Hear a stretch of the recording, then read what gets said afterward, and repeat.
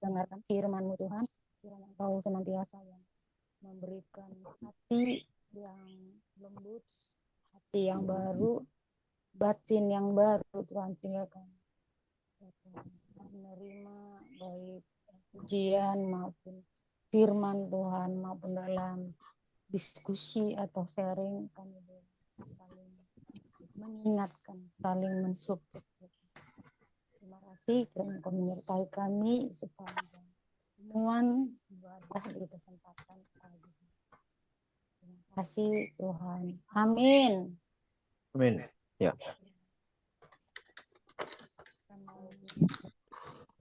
Kalau suara saya nggak kedengaran, mohon diberitahu ya Bapak Ibu. Ya, bisa Bu. Oke.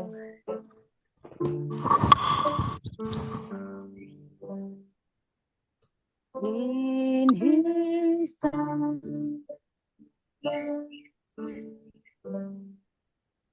in His time, He makes all things beautiful. In His time, Lord, please show me every day as your teaching me away that you do just what you say in your time. Lord, please show me every day as your teaching me your way, that you do just what you say in your time. In your time, in your time, you make all things beautiful. In your time, Lord, my love to you I bring. May it song I have to sing be to you a lovely thing in your time. Lord, my love to you I bring. May it song I have to sing be to you a lovely thing in your time. Lord, my love to you I bring. May it song I have to sing be to you a lovely thing in your time. Lord, please show me every day as your teaching me away that you do just what you say in your time. Lord, my love to you I bring.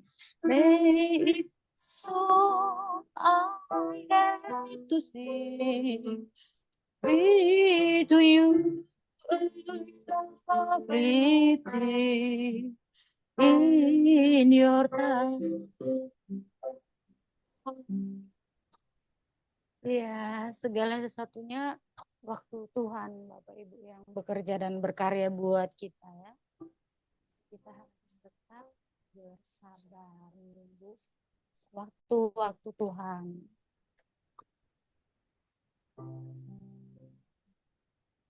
Musim akan selalu berganti ya.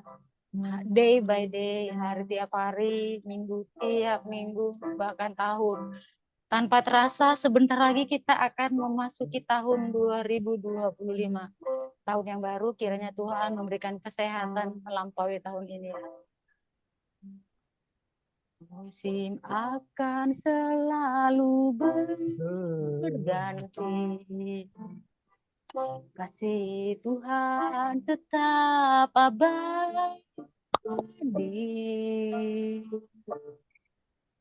Tak akan berubah sampai selamanya.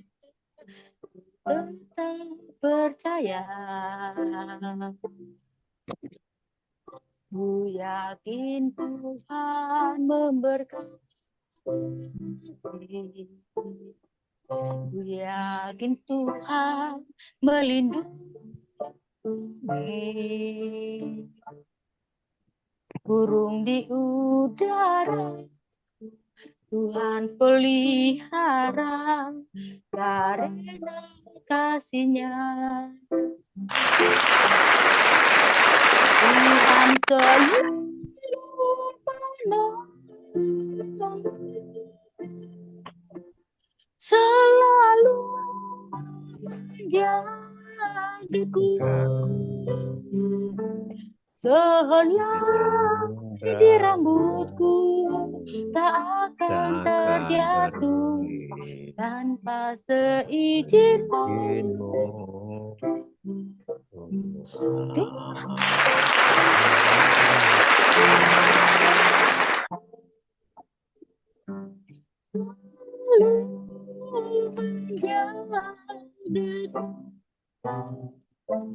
Dia menyangkanku dan peliharaku umur hidupku. Ya, Tuhan selalu memelihara kita sepanjang kita harus tetap setia mengiring Yesus, mengikuti Yesus. Amin. Yakin Tuhan memberkati. Yakin Tuhan melindungi.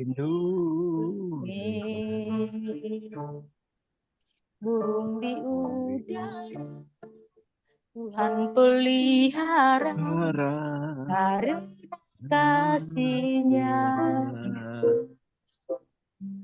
Tuhan selalu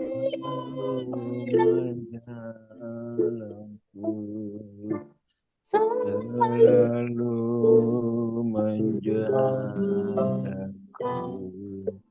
sehelai di rambutku tak akan terjatuh tanpa seizin-Mu. Amin.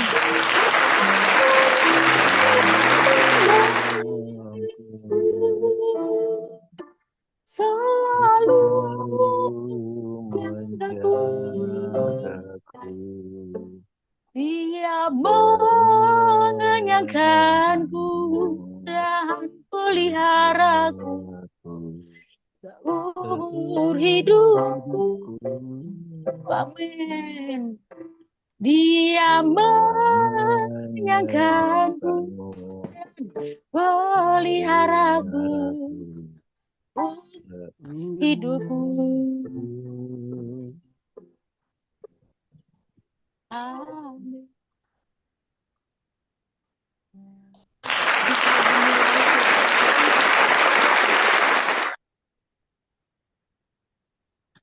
Pak Karel, firman Tuhan udah bisa Bapak sampaikan? Sudah. Oke, Bu. Oke, silakan Pak. Saya mulai sekarang? Ya, betul. Oke. Mana? Suara saya dengar ya? Bagus. Kedengaran Pak. Mantap, mantap. Bagus, Bagus ya? jelas Oke. Pak. Iya, Ya. iya. Eh, Selamat pagi semua. Assalamualaikum. Salam damai sejahtera. Kita ketemu lagi di minggu kerja yang baru ini ya. Hari Senin, tanggal 14 Oktober 2024. Ya. Seperti pujian yang dinaikkan tadi Bu Teti, Tuhan selalu menjaga kita ya sampai dengan saat ini. Nah, sebelum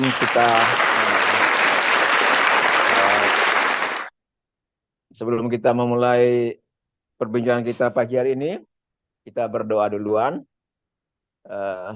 Selamat pagi Pak Dokter. Oke, ya. Mari kita Pagi berdoa. Pak, Shalom. Ya. Selamat pagi Bapak.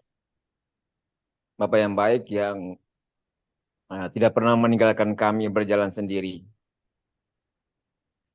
Kami akan mengawali hidup kerja kami Tuhan pada minggu kerja yang baru ini dengan perjumpaan denganmu Tuhan. Kami bersyukur untuk kehidupan, untuk kesehatan yang Tuhan berikan bagi kami, yang memampukan kami untuk melangkah dalam segala aktivitas kami sepanjang hari ini Tuhan. Kami akan mengawali dengan kekuatan firman-Mu Tuhan, yang mengajar kami, yang menyatakan kesalahan kami, dan yang mengarahkan kehidupan kami Tuhan. Firman-Mu yang menguatkan kami Tuhan, membimbing kami Tuhan pada kebenaran-Mu. Kuasai hati kami semua Tuhan, segala peralatan yang kami pakai, urapi kami semua Tuhan, agar sungguh-sungguh firman Tuhan yang kami akan sharing bersama pagi ini boleh menjadi kekuatan dalam kehidupan kami dan menegur kami Tuhan. Terima kasih Bapak Surga menyertai kami semua sepanjang Zoom pagi hari ini. Terima kasih Bapak, terima kasih Roh Kudus. Dalam nama Yesus kami ucap syukur. Haleluya. Amin. Selamat pagi Bapak Ibu. Saya terima kasih pada Pak Joko yang memberi kesempatan saya pagi hari ini untuk kita berbincang pagi ya. Tema yang saya sudah sampaikan pada flyer yang lalu, untuk hari ini, hidup yang berkenan kepada Tuhan. Dan firman Tuhan yang saya ambil pagi ini dari kitab pertama Yohanes, pasal yang ketiga, ayat 21 dan 22. Pertama Yohanes, pasal yang ketiga, ayat 21 dan 22. Tolong ada yang bisa bacakan? Saya ambil dulu. Bu Teti mungkin? Yohanes berapa, Pak? 1 Yohanes 3. Oh, 1 Yohanes. Oke. 21, 22. Yohanes 1 Yohanes 3, 21, 22 ya? Ya. Oke. Bisa dengar suara saya, Pak? Oh, dengar, Pak. Saya bermasalah. Ya, dengar, Pak. Oke. 1 Yohanes 3 ayat 21. Demikian firman Tuhan. Saudara-saudaraku yang kekasih, jikalau hati kita tidak menuduh kita, maka kita mempunyai keberanian percaya untuk mendekati Allah. 22, dan apa saja yang kita minta, kita memperolehnya daripadanya, karena kita menuruti segala perintahnya dan berbuat apa yang berkenan kepadanya. Amin. Ya. Ayat 22 ditekankan menuruti segala perintahnya, sehingga kita berkenan kepadanya. Ada kata berkenan di sana. Berkenan atau perkenanan, ya, mungkin saya bisa katakan itu mendapat persetujuan ya. Berkenan. Saya berkenan untuk hadir ya dalam acara Zoom pagi hari ini ya. Saya setuju untuk kita bersama berkenan. Nah, kembali pada firman Tuhan, perkenanan ya, berkenan. Dalam kitab Perjanjian Lama maupun Perjanjian Baru, ada beberapa tokoh yang saya tampilkan di sini, saya ambil di sini tentang kata berkenan. Ya, kitab Esther ya, kitab Perjanjian Lama itu kitab Esther. Ya, kalau kita baca itu,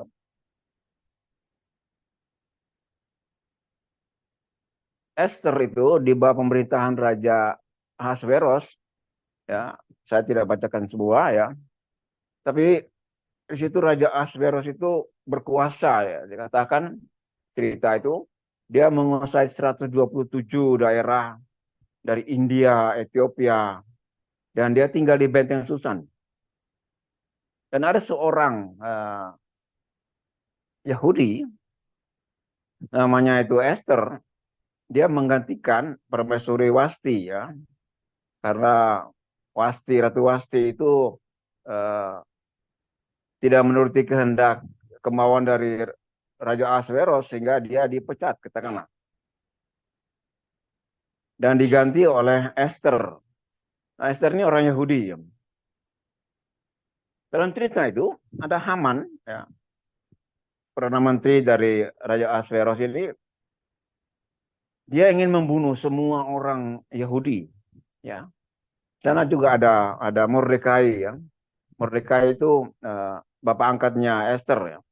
Karena Mordekai tidak sujud kepada Haman. Dan pada waktu itu semua orang Yahudi termasuk Esther itu diancam. Sehingga Esther menyerukan supaya semua orang Yahudi yang di bawah kekuasaan Raja Ahasveros itu untuk puasa ya. Puasa, tidak makan, tidak minum selama 3 hari.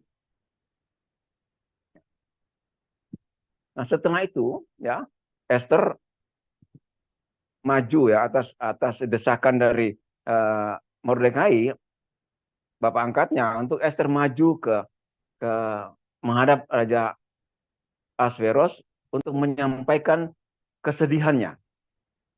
Sedangkan kalau seorang permaisuri datang kepada raja, kalau tidak dipanggil itu akan dibunuh mati, ya, tidak berkenan.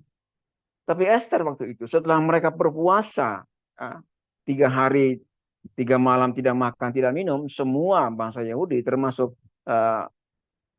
hewan-hewan mereka, Esther maju, ya, maju ke menghadap pada Raja Ahasveros, dan Raja Ahasveros menunjukkan tongkat emasnya sehingga Wati berkenan ya untuk menghadap dan menyampaikan keinginannya kepada Raja Ahasveros. Ya. Raja Ahasveros itu berkenan. Karena apa? Ya. Karena penyertaan Tuhan kepada kepada Ratu Esther, umumnya bangsa Yahudi pada waktu itu, karena mereka sudah berpuasa, mereka berdoa sungguh-sungguh. 3 hari 3 malam tidak makan tidak minum, manusia, hewan-hewan.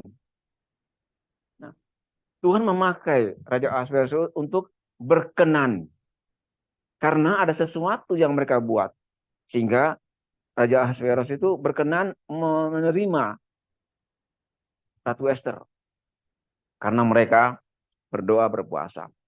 Ya. Tuhan mendengar doa mereka. Nah, selanjutnya dalam tokoh yang berikut saya lihat ada Abraham. Ya. Abraham dikatakan dalam cerita ini ya, saya tidak bacakan semua ya. Abraham diceritakan bahwa dia hidup itu berkenan, sehingga dikatakan dia menjadi bangsa yang besar yang percaya pada Tuhan. Ya. Karena hidupnya berkenan, karena ketaatannya, ya, dia keluar dari negerinya ya, kita tahu cerita itu, keluar dari negeri Ur ya, Ur Kasdim dikatakan itu, keluar ke tempat yang dia tidak tahu.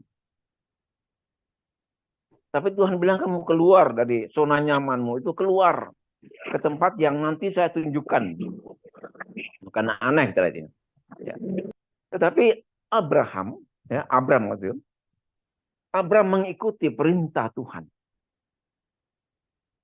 Sehingga dalam perjalanannya dikatakan bahwa Abram diganti namanya Abraham, menjadi bapa bangsa yang besar, bangsa yang percaya kepada Tuhan. Itulah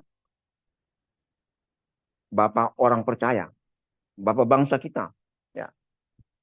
Karena apa? Karena ketaatannya sehingga Tuhan berkenan kepadanya.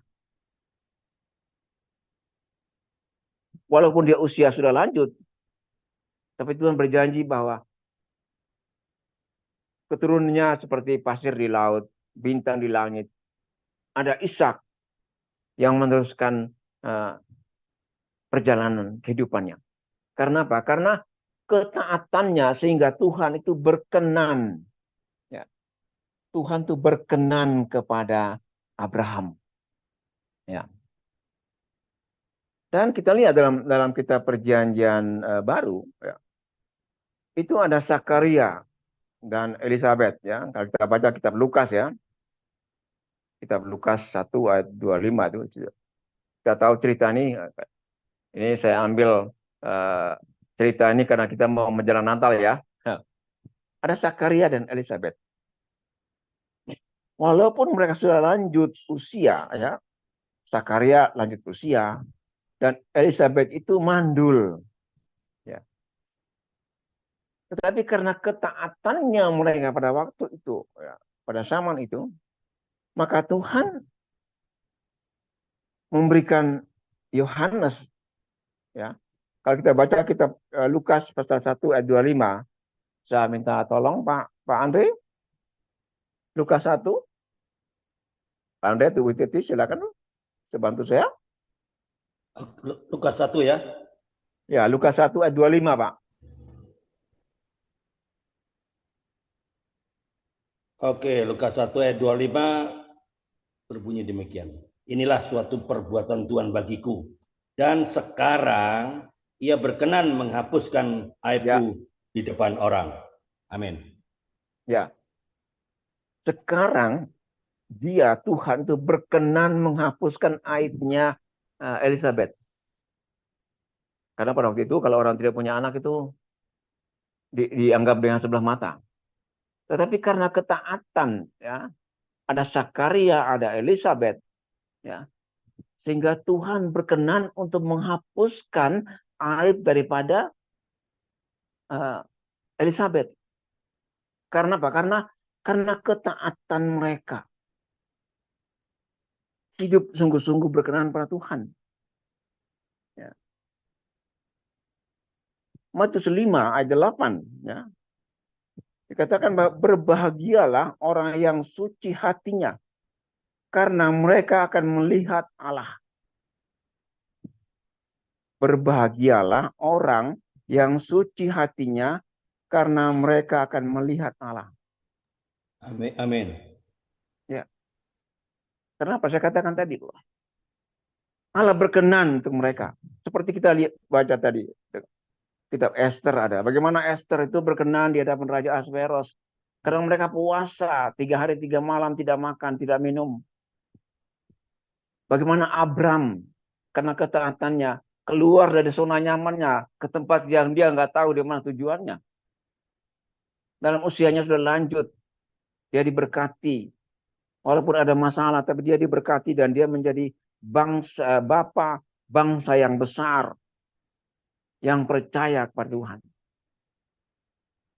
Karena ketaatan, ada sesuatu yang mereka buat karena berkenan. Di sini kita lihat bahwa Matius 5 katakan, berbahagialah orang yang berkenan, yang suci hatinya. Karena mereka akan melihat Allah. Karena apa? Karena Tuhan berkenan kepada kita. Karena apa? Karena ketaatannya kita. Banyak orang sekarang saat ini, ya, semua orang itu ingin berkenan pada siapapun juga, pada manusia, pada Tuhan. Tetapi apakah mereka itu berkenan? Hidup mereka itu berkenan kepada orang yang dianggap layak menerima mereka? Apakah hidup mereka itu berkenan untuk diterima Tuhan? Walaupun dalam kehidupan ini kita semua orang Kristen, kita semua percaya Tuhan, kita semua melayani, kita semua berdoa, kita semua pergi ke gereja, kita semua bersekutu, kita semua ikut Zoom. Tapi apakah di luar kehidupan itu, ya, kita itu hidup berkenan kepada Tuhan? Ada cerita yang menarik ya dalam perjanjian lama itu, dalam 1 Samuel ya.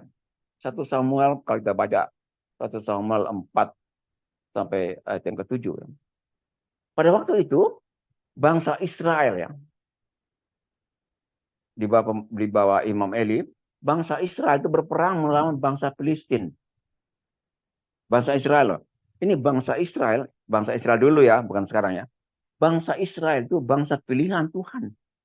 Dan kita tahu perjalanan mereka dari Mesir sampai ke Kanaan, tanah perjanjian itu disertai Tuhan. Banyak mujizat, kita tahu semua. Laut terbelah, air dari batu karang bisa keluar, tembok Jericho bisa runtuh. Bangsa Israel. Tetapi pada peperangan mereka, kita baca dalam 1 Samuel 4, peperangan mereka melawan bangsa Filistin, ya, mereka itu kalah. Ya.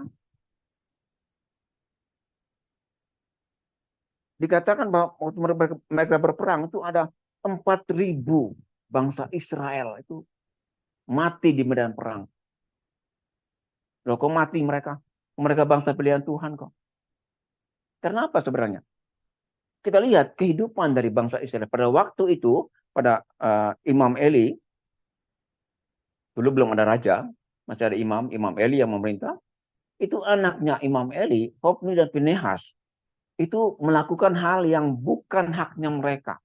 Mereka mengambil korban bakaran, ya, korban bakaran di bait suci itu, yang mestinya itu miliknya atau bagiannya suku Lewi. Mereka mengambil itu. Ini anak Imam Eli loh, anak imam loh ini. Ya. Mereka mengambil hak yang bukan haknya mereka. Perkakas di bait suci itu mereka ambil, mereka jual.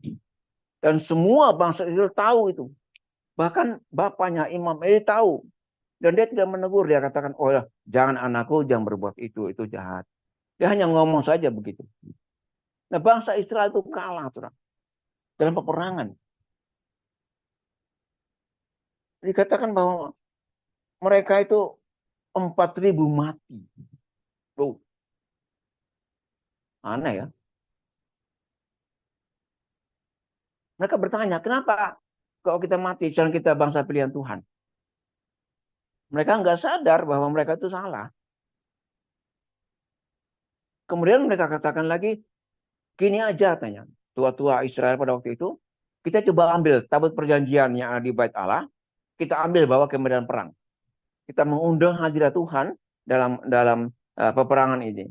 Karena mereka tahu kalau ada tabut perjanjian, mereka pasti menang. Logika mereka kan begitu.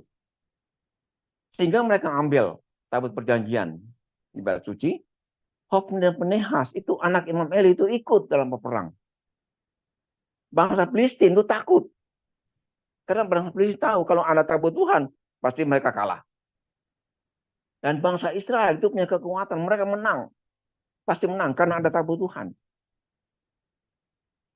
Pada waktu berperang dikatakan bahwa mereka berperang ada tabut Tuhan tuh 30.000 bangsa Israel itu mati di medan perang. Bahkan tabut perjanjian itu dibawa oleh orang Filistin. Hofni dan Pinehas anak Imam Eli mati dalam medan perang. Kalau kita berpikir yang logika ya, itu ada anak Imam Eli, ya. Ada tabut perjanjian. Kok bisa mereka kalah? Di mana Tuhan? Mati bukan sedikit, 30.000 mati. Kenapa sebenarnya mereka? Nah, ini pelajaran yang menarik saya lihat. Banyak kita itu anak-anak Tuhan. Kita mengundang hadirat Tuhan, ya. Nah, tapi apakah hidup kita itu berkenan kepada Tuhan? Sehingga Tuhan itu berkenan atas kehidupan kita, berkenan dalam peperangan kita, berkenan dalam masalah kita.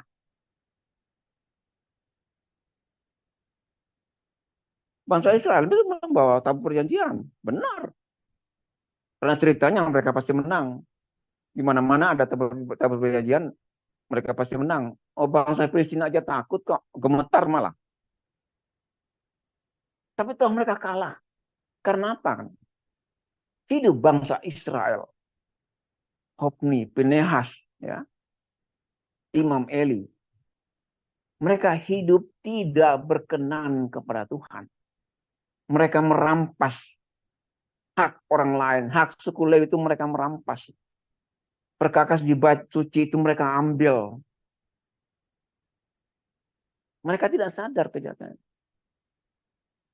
Mereka berkata, oh, kalau ada perjanjian kita pasti menang. Ini menarik, saya ngambil ini. Bagaimana hidup kita berkenan di hadapan Tuhan? Kita berdoa, ya, kita memuji Tuhan, oke itu semua. Tapi bagaimana hidup kita? Apakah hidup kita itu berkenan kepada Tuhan?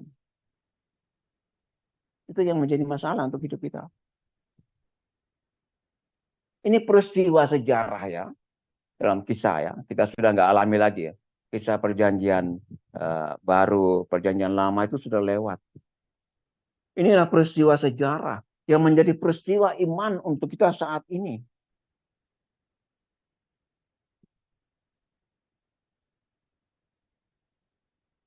Dua Korintus 6 ya. Ayat yang kedua ya. Pandai bisa tolong? Tadi ada Pak Dr. Saud, biasanya ditampilkan di slide ya.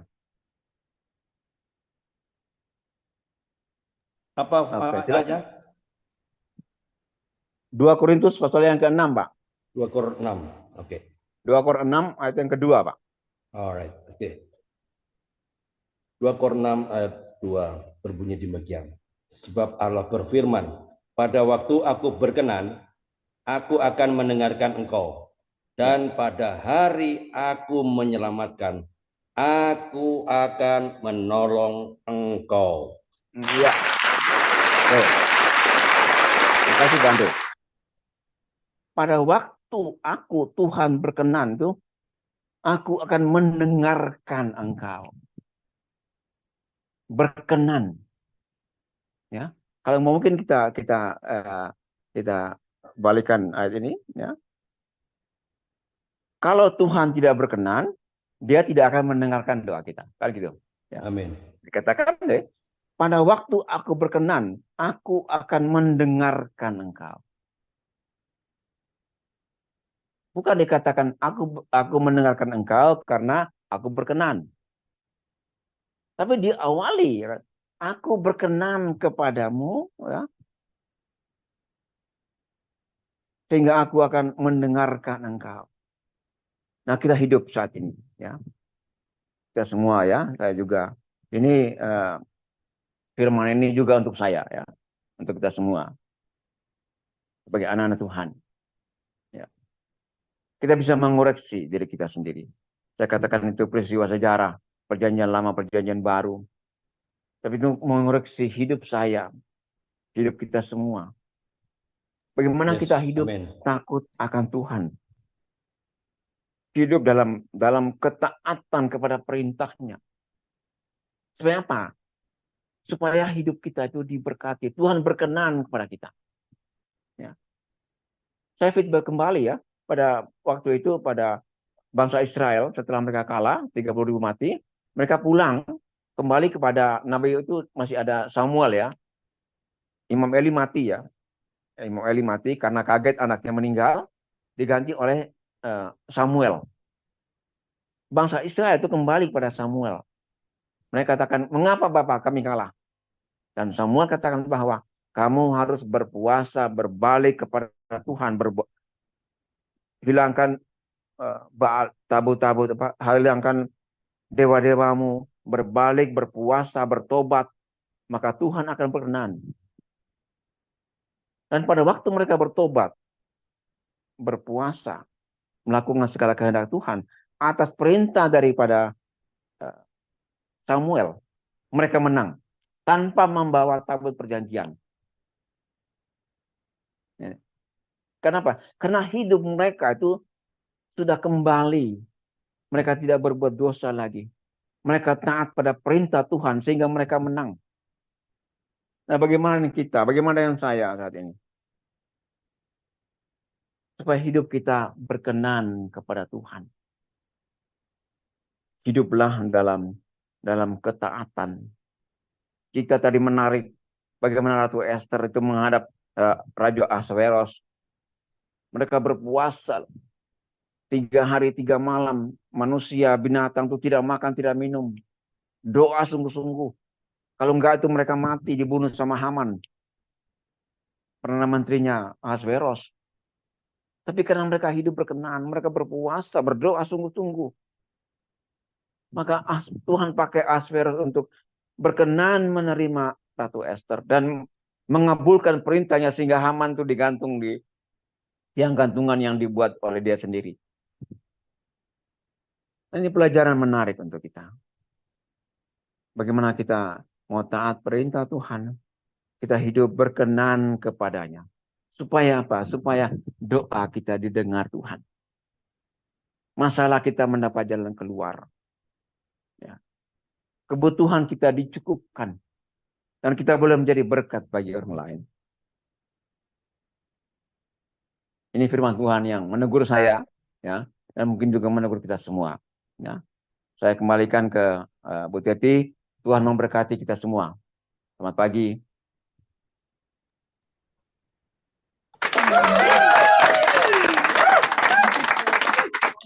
Juga mengatakan firman Tuhan, kiranya firman yang baru saja disampaikan, kita juga menjadi berkenan ya kepada Tuhan.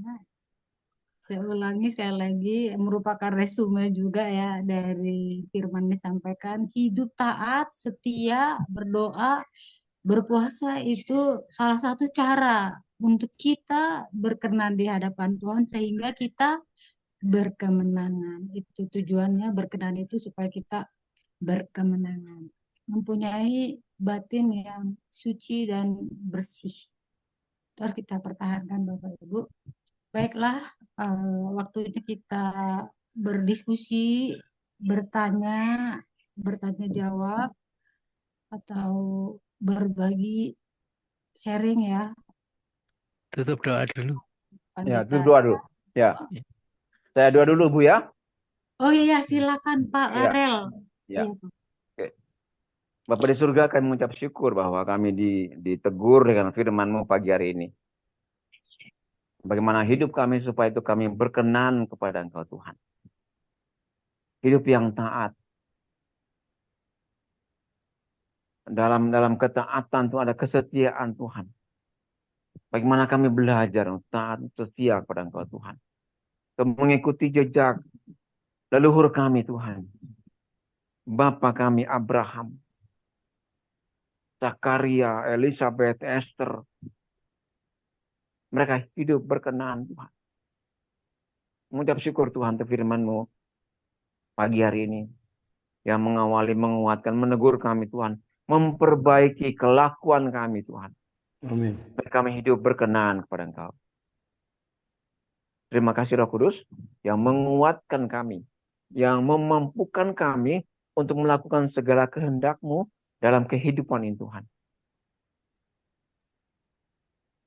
Terima kasih Tuhan. Pujian dan syukur, hormat, kemuliaan Tuhan. Hanya bagi nama-Mu. Dan dalam nama Yesus, kami terima kekuatan, terima berkat bagi-Mu pada hari ini. Haleluya. Amin. Amin.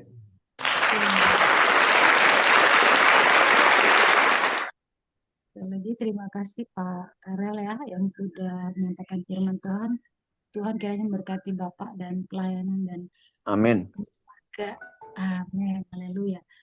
Eh, Silakan Bapak Ibu, banyak tokoh-tokoh ya, tokoh-tokoh Alkitab yang menjadi contoh buat kita ya, yang dapat kita pelajari selain Ahasiweros yang disampaikan Pak Karel, Yehezkiel, Ratu Esther, kemudian Mordekai ya. Bapak Ibu silakan, mungkin ada lagi yang Bapak Ibu ketahui supaya kita saling menguatkan ya, tidak ada kata terlambat untuk memiliki karakter seperti Kristus. Ya, silakan Bapak Ibu. Ya, Ya, boleh saya tanggapin? boleh. Pak Andre, Pak Andre, Atau ada yang mau duluan nggak? Ya, silakan. Enggak, Pak Andre dulu. Oh, saya kira Pak Joko dulu. Enggak, Pak Andre dulu. Ya, Kan oke. Pak Andre lebih dulu masuk. Ya, Nggak oke. apa-apa. Iya, Sebenarnya Ya, Pak terima Joko yang kasih. punya kok. iya. enggak, Siapa bukan dong? saya. Yang punya Oke. Mas Teti kok. Tolong kasih tahu Silakan Pak saya, Andre. audio saya juga bermasalah. Iya, Satu. silakan Pak Andre. Iya, Bisa dengar suara saya? dengar. Oke, dengan Bagus. Ya, oke.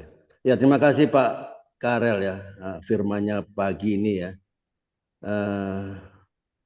Meneguhkan saya. Ya, meneguhnya di mana? Memang kita harus berkenan ya. Itu yang penting. Kata kuncinya berkenan. Orang dunia bilang juga gitu ya. If you love me, you have to follow my commandment. Kalau kamu mengasihi aku, kamu harus menuruti perintahku. Ya enggak? Supaya apa? yes. Supaya berkenan. Itu yang tadi disampaikan Pak Karel. Nah, untuk berkenan kira-kira gampang nggak? Ini persoalannya. Nah, kalau saya melihat seorang anak kepada relasi anak kepada orang tuanya, ya, anak itu menyenangkan hati orang tuanya ya. Jadi sebetulnya dia tidak perlu minta, Pak belikan sepatu baru, sepatu saya rusak. Dia perbuatan yang sehari-hari menyenangkan hati orang tuanya. Orang tuanya akan cari tahu, anak ini butuh apa sih? Oh, dia sepatunya sudah sobek. Tanpa dia minta, dia tahu loh. Sama loh, seperti Bapak kita di surga. Sebetulnya kita tanpa kita minta-minta, Tuhan tahu loh apa kebutuhan kita. Masalahnya sering kita seolah-olah dalam tanda kutip ya, memaksakan kehendak kita.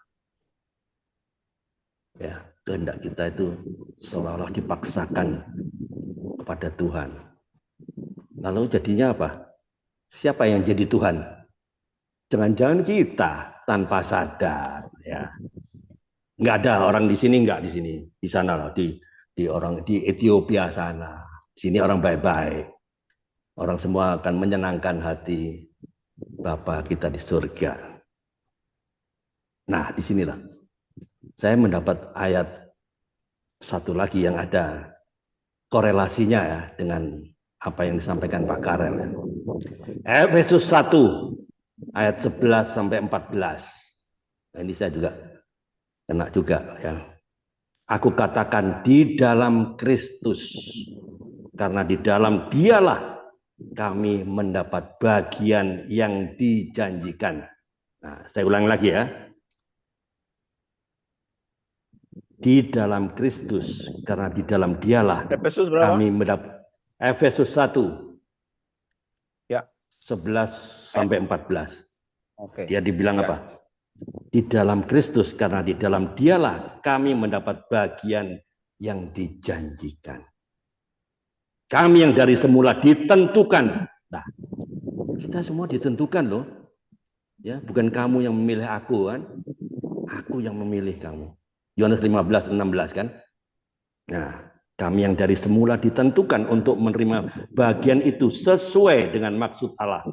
Yang di dalam segala sesuatu bekerja menurut keputusan kehendak-Nya supaya kami yang sebelumnya telah menaruh harapan pada Kristus boleh menjadi puji-pujian bagi kemuliaannya. Di dalam Dia, kamu juga, karena kamu telah mendengar firman kebenaran. Nah, kita kan semua harus sudah mendengar kebenaran firman Tuhan kan? Ya, jangan bilang loh, oh saya belum pernah dengar. Yaitu Injil keselamatan. Di dalam Dia, kamu juga ketika kamu percaya dimeteraikan. Wow, keren nggak ini? Dimeteraikan dengan apa? Roh Kudus loh. Yang dijanjikannya itu. Dan Roh Kudus itu jaminan. Nah, jaminan bagian kita sampai kita memperoleh seluruhnya. Yaitu apa? Penebusan yang menjadikan kita milik Allah untuk memuji kemuliaannya. Nah, selalu kemuliaannya ya. Ingat, itu Christ center, bukan self center. Kebanyakan manusia itu self center. Semua untuk aku, untuk kelompokku, untuk komunitasku, untuk gerejaku. No. Semua demi kemuliaannya. Ya, ini sangat meneguhkan saya. Jadi harus kita kembalikan secara benar bahwa semuanya demi kemuliaannya. Christ center, bukan motivasi kita self center. Amin. Tuhan Yesus memberkati.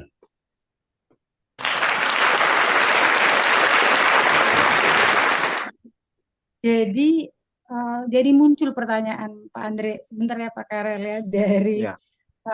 ayat Efesus 1 itu Pak. Jadi kita yang sudah ditentukan dan yang sudah menerima bagian itu, apakah itu sudah merupakan suatu garansi seumur hidup, walaupun kita apa ya, saya mau bilang bagaimana ya, atau saya ganti pertanyaannya, bagaimana supaya janji itu dapat kita terima yang sudah ditentukan jauh-jauh sebelumnya. Nah, sekarang kita ini terkadang Pak Andre maunya kita. Nah, bagaimana kita supaya hidup dan berlaku memuliakan Kristus, ini yang perlu gitu loh. Bagaimana caranya? Bagaimana kita supaya menyadari itu setiap hari terjadi di dalam kehidupan kita. Sementara dunia ini hiruk pikuk gitu loh, banyak godaan gitu. Gimana? Coba Pak Karel, pemateri, bisa merespon. Karena Ya. selaras Ya. loh Pak. Ya. Silakan. Ya. Mungkin dari yang lain dulu, tidak selalu saya gitu. Ada Pak Joko, ada Pak Dokter Saud ini, ada Pak Dokter. Pak Joko Silakan, tadi. silakan. Karena tadi pertanyaannya ke Pak Karel aja respon dulu. Boleh Pak Joko. Beberapa Pak kali. Joko mau bertanya. Pak Joko kali mau bertanya. Silakan. Ya nanti. Ya. Nah, ini pertanyaan bagus dari Mbak Teti ya. Apa tadi? Bagaimana supaya kita menerima janji Allah? Kan Iya, gitu ya, Bu ya? Iya Pak, iya, supaya janji itu Ya. menjadi bagian kita gitu loh. Ya, ya. Ada suatu statement ya.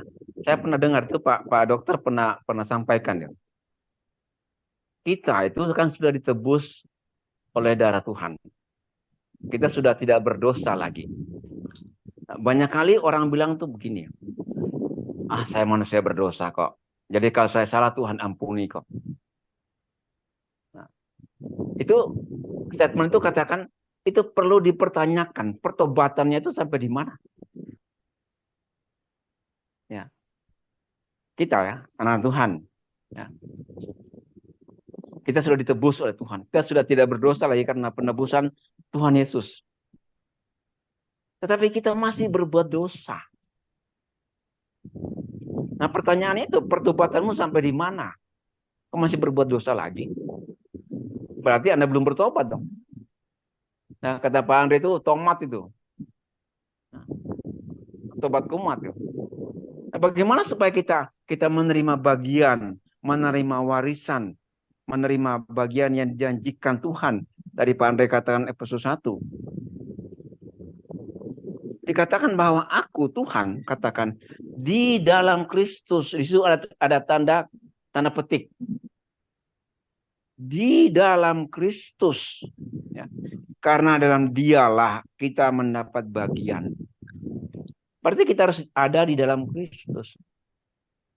Bagaimana supaya kita ada dalam Kristus? Kita hidup dalam pertobatan, hidup dalam segala perintahnya, hidup dalam ketaatannya, supaya kita itu berkenan kepadanya. Apa yang kita minta itu diberikan pada kita. Sementara mungkin itu Pak, Bu Teti. Silakan yang lain, Pak Joko ada. Ya, Pak Joko silakan Pak. Saya kok kangen Dr. Saud ya. Iya, ada Silakan Pak. Ada Pak Wid, ada Pak Teddy, ada Bu Linda, ada Pak Victor. Itu dulu.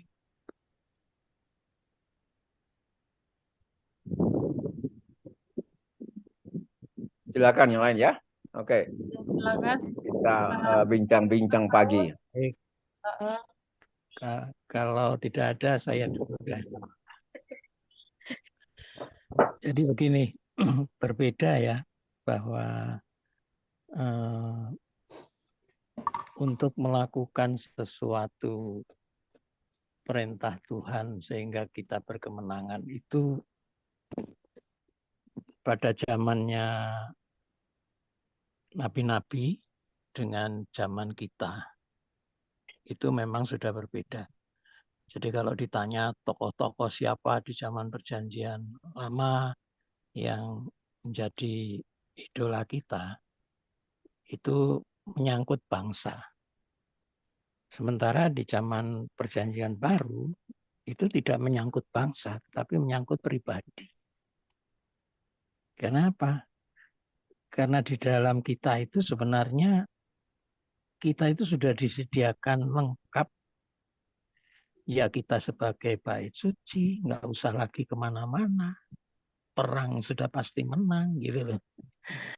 Di bait suci itu ada roh Tuhan dan ada Tuhan sendiri di dalam diri kita, gitu. Nah, persoalannya itu sebenarnya bagaimana kita bisa mengerti apa yang dimaui Tuhan. Nah, yang dimaui Tuhan di dalam Alkitab mungkin ya kita kejar. Tapi kadang-kadang kita kan nggak ngerti. Karena apa? Kita tidak memfungsikan Roh Kudus sebagai penolong kita, sebagai pengajar kita. Gitu. Itu yang terjadi. Makanya kita susah berkomunikasi dengan Tuhan. Saya sendiri nggak tahu ya, kayak beberapa waktu belakangan ini, memang Tuhan suruh. Di hati saya sudah bilang, kamu harus melakukan pelayanan lebih dari sekarang.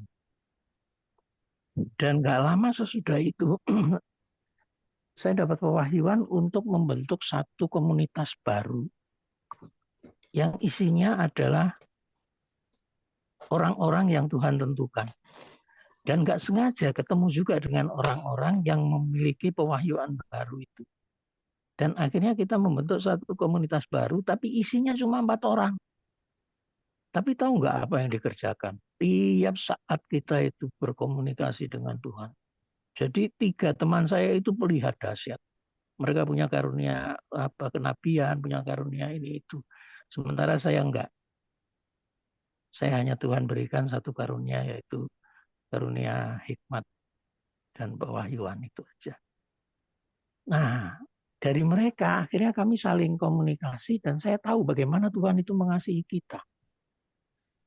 Jadi teman saya itu mengatakan begini.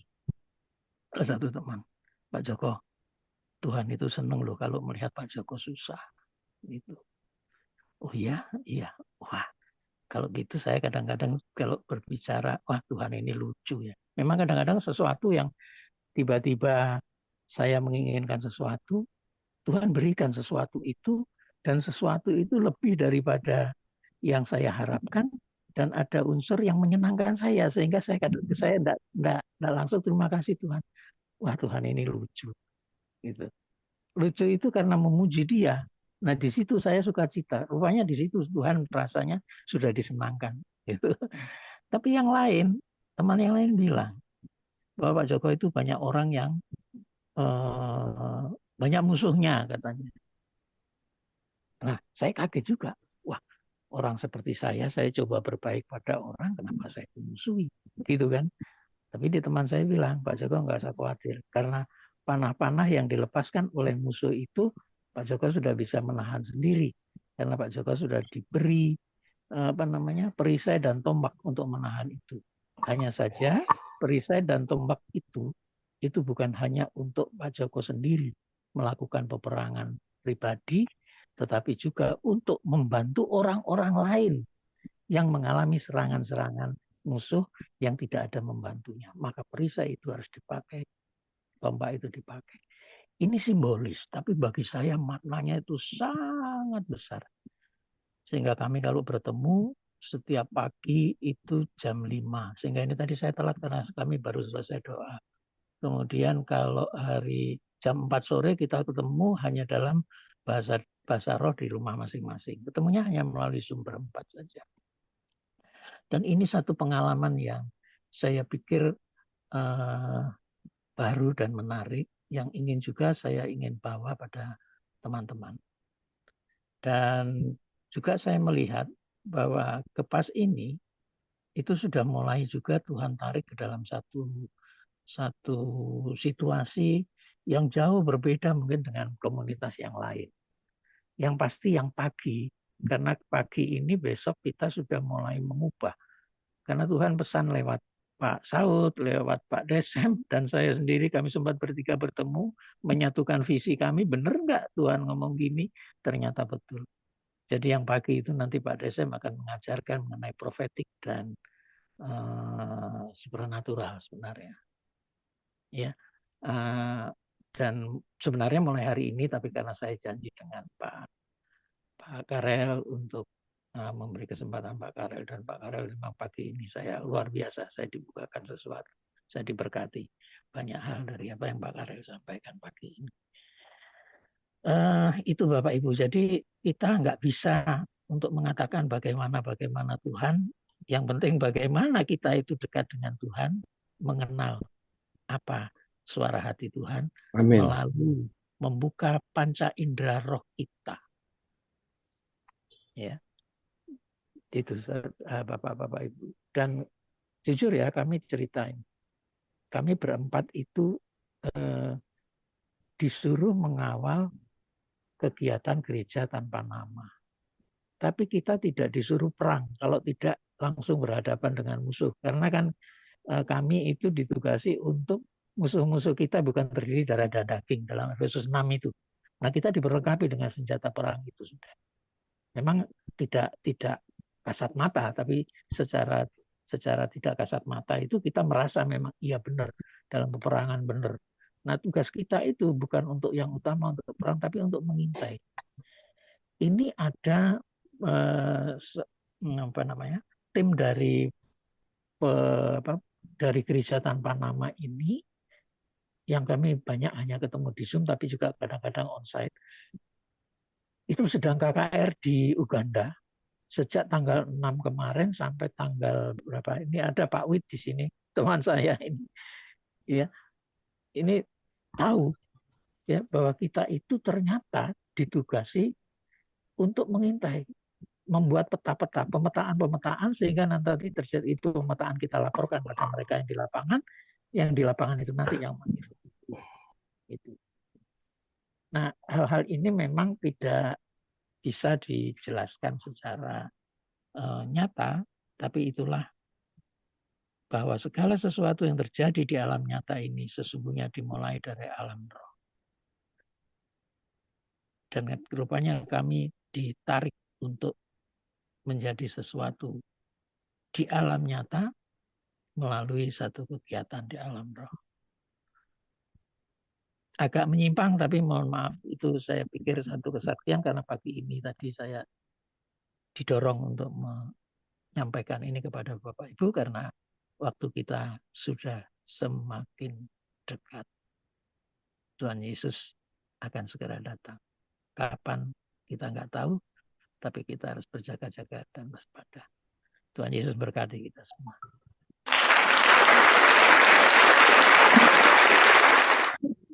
Ini pun mengundang pertanyaan Bapak Ibu. Dari yang di alam nyata ini berawal dari alam roh. Nah, bagaimana itu transformasinya dari alam roh ke alam nyata? Bisa dijelaskan sedikit, Pak? Iya, kita ini sebenarnya dilahirkan sebagai manusia roh sejak awal. Coba karena perbuatan setan ya, dan juga perbuatan kita lebih enak di alam nyata, karena di alam nyata itu kita bisa menikmati segala hal yang menyenangkan atau yang keinginan mata, keinginan daging dan keangkuhan hidup. Itu yang kita lakukan. Padahal Tuhan nggak ingin itu sebenarnya. Tuhan ingin apa? Kita itu melawan semua itu, menghancurkan semua keinginan-keinginan itu. Itu sudah Tuhan kasih contoh ketika dia dicobai di padang gurun.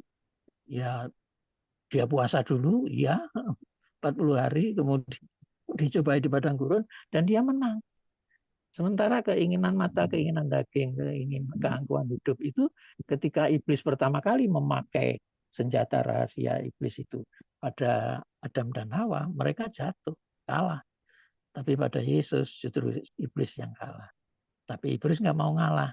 Dia tetap mencari orang-orang yang menjadi milik Kristus itu untuk dijatuhkan dengan tiga siasat iblis itu. Nah, kita mampu nggak menahan itu? Nggak mampu. Agar mampu bagaimana? Kita harus kembali menjadi manusia roh. Dimulai dari mana? Itu Pak Dr. Saus selalu mengatakan itu. Pertobatan. Pertobatan itu penting dan pertobatan itu perlu dilakukan setiap kali. Pertobatan itu memang hanya sekali tandanya dengan baptisan. Tetapi untuk membuat kita itu benar-benar bertobat, itu harus mengakui dosa kita. Kita nggak tahu kok sesuci-sucinya manusia itu tetap ada. Ibarat gelas, kalau diisi air putih, ya kan? Nggak usah dicuci, tapi habis air putihnya diisi lagi. Habis air putihnya diisi lagi. Lama-lama di gelas itu kan ada kerak-kerak itu. Seperti itu kita itu. Jadi sekudus apapun nggak bisa, harus dicuci. Dicuci dengan apa? Minta ampun. Mengaku dosa. Itu yang dilakukan. Jadi menjaga kekudusan di situ satu. Yang kedua minta Roh Kudus untuk mematikan kedagingan kita.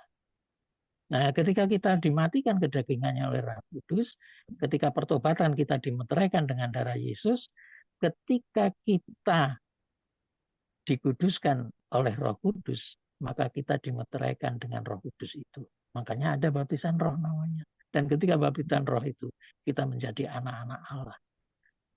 Dan kita akan diproses mulai dari kita makan, minum susu, sampai nanti menjadi makanan keras. Ketika kita sudah menikmati makanan keras, maka kita sudah memiliki karakter seperti Kristus. Apa ada orang Pak seperti itu? Ada. Saya juga kaget. Ketemu banyak orang yang kadang-kadang orang itu tidak terkenal. Tetapi kuasanya yang dia terima, urapannya, dan sebagainya, itu luar biasa. Kalimat-kalimatnya mengandung kuasa dan hikmat. Itu bukan 1-2 orang yang saya terima, yang saya temui. Di situ saya makin rendah hati, saya makin merasa. Gitu. Sehingga tiap hari kita itu memang mencari Tuhan, gitu ya. Tetapi yang penting itu tadi, matikan dulu kedagingan kita dan minta tolong Roh Kudus untuk mematikan. Ketika itu berkenan, kita akan bisa mendengar suara Tuhan. Ya, bukan mendengar bahwa Tuhan berbicara seperti begini, enggak. Banyak cara yang Tuhan pakai. Tidak hanya itu, bisa melalui mimpi, bisa melalui itu. bisa melalui tanda-tanda. Dan saya sekarang diajar, semula saya diajar dengan tanda-tanda. Mulai melalui firman, kemudian melalui tanda-tanda. Dan terakhir saya sudah mulai bisa diajar untuk mengetahui ketika untuk satu tujuan, yaitu untuk mengintai kota-kota, lokasi-lokasi yang akan kita lakukan peperangan rohani di situ. Musuhnya siapa saja, bentuknya seperti apa, itu sudah mulai bisa melihat ke sana. Ini satu proses dan semua bisa. Tuhan ingin sebenarnya kita semua bisa, hanya memang tiap orang itu diberi yang berbeda-beda, tidak sama. Jadi saya punya banyak teman, punya yang karunia yang berbeda-beda. Di sini ada Pak Wid itu, nanti Pak Wid bisa bersaksi. Ya Pak Wid ya, silakan Pak Wid. Saya kira itu saja. Terima kasih, Tuhan Yesus berkati.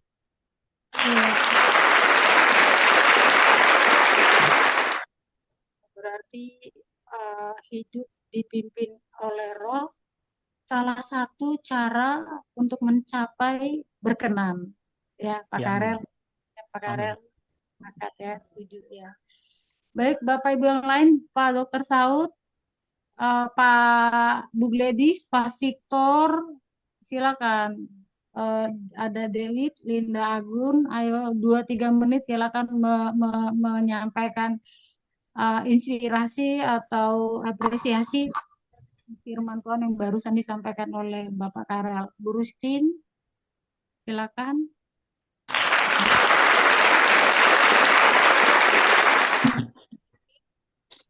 Sudah buka mic Pak Teddy. Oh, shalom. Maaf saya di Zoom lain baru tiba-tiba masuk ya. Nggak dengar itu alur khotbahnya. Cuma sudah dengar pertanyaan-pertanyaan Bu Teti dan jawaban Pak Joko.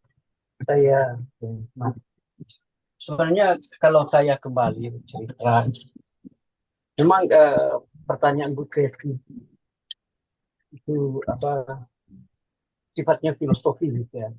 Filosofi itu saya selalu, karena saya bilang saya bukan dari saya, karena saya cuma membaca tahu dari orang.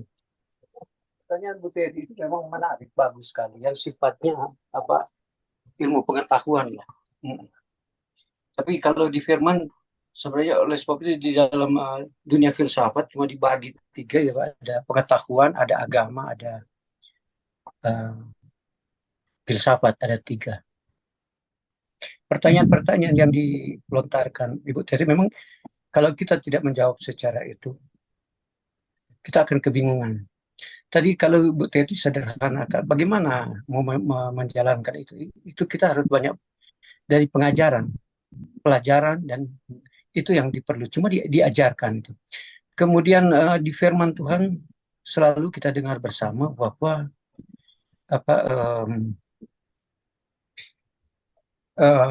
apa yang dibilang berbahagia mereka yang tidak melihat namun percaya.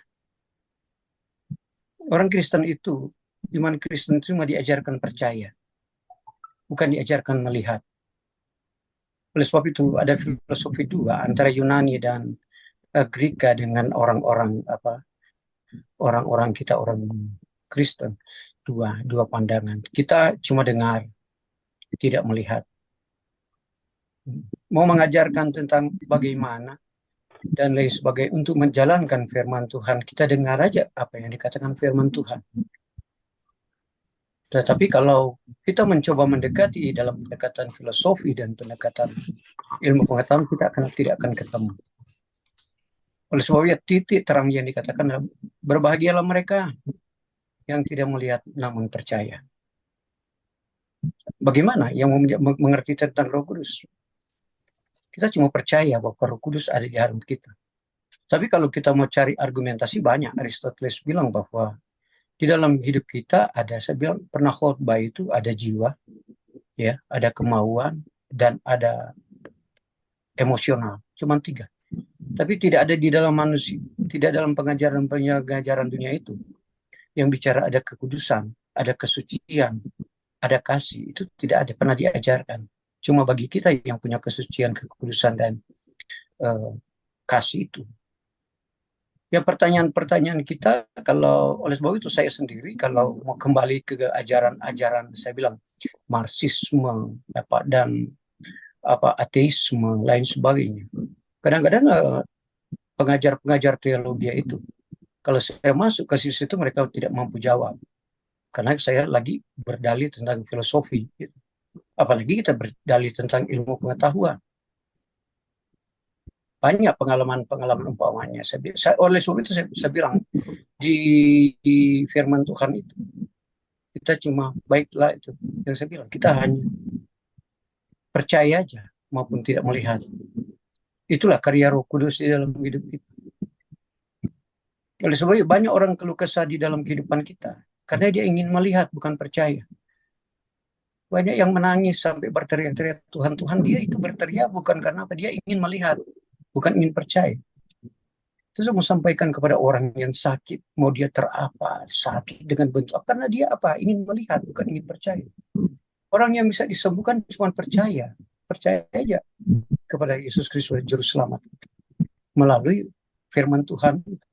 Itu yang saya bilang, bagaimana firman Tuhan itu memenajamkan nalar. Itu yang saya selalu sampaikan. Firman Tuhan itu memenajamkan nalar. Akhirnya selalu kita berbasis diskusi-diskusi masalah hal-hal begitu.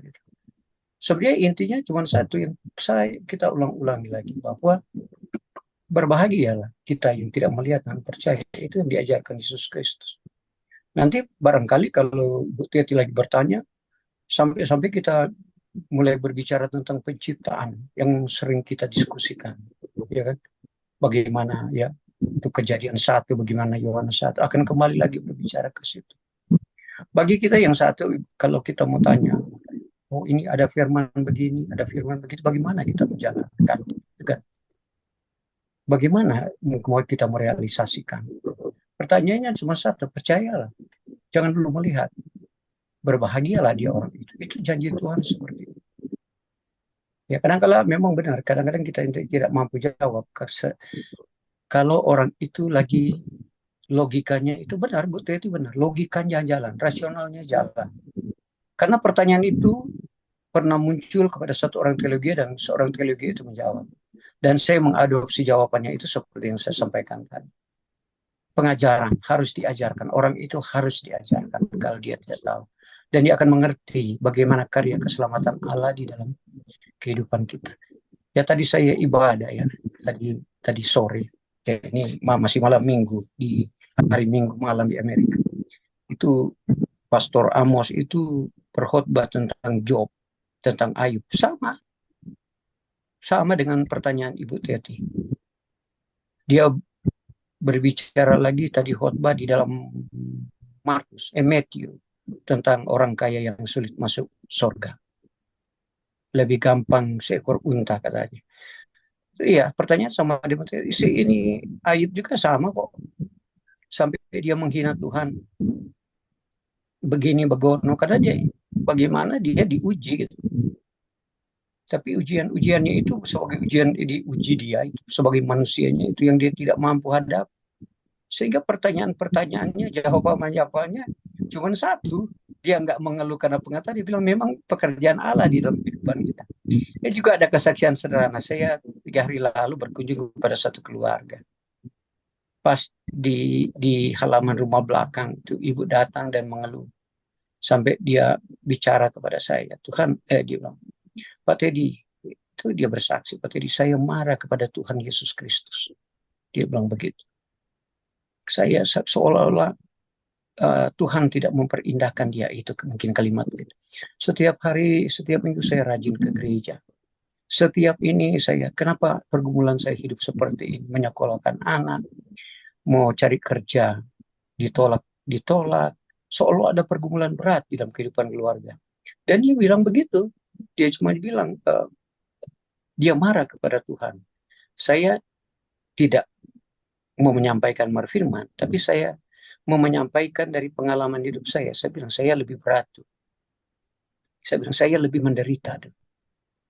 Melainkan barangkali ya, ibu punya penderitaan tidak meluangkan di tempat lain. Saya dulu tidak didengarkan Tuhan, saya bisa minum mabuk. Karena sudah keputusasaan luar biasa gitu, rasa mau bunuh diri. Saya cuma kesaksian begitu. Baru saya bilang, ternyata rancangan Tuhan itu ada indah waktunya. Apa yang Anda tidak pikirkan, Dia akan siapkan, akan datang. Saya bilang begitu. Satu kali Anda akan mengatakan luar biasa kasih Tuhan dalam kehidupan saya. Saya tuh menyaksikan keluarga mereka, saya tahu anaknya pinter, sekolah di salah satu university terkenal di Boston, anaknya dapat beasiswa, pinter. Tapi jangan dipikir orang tinggal di Amerika tidak ada pergumulan. Ya.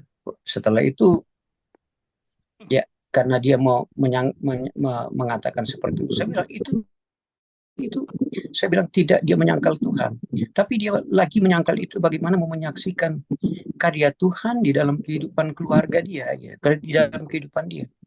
Dia mau menangis, tapi saya bilang enggak, karena saya tahu dia ekspresikan semua walaupun dia marah sama Tuhan, karena dia masih menyebut nama Tuhan Yesus Kristus. Itu pemikiran saya, dia akan diberkati satu kali.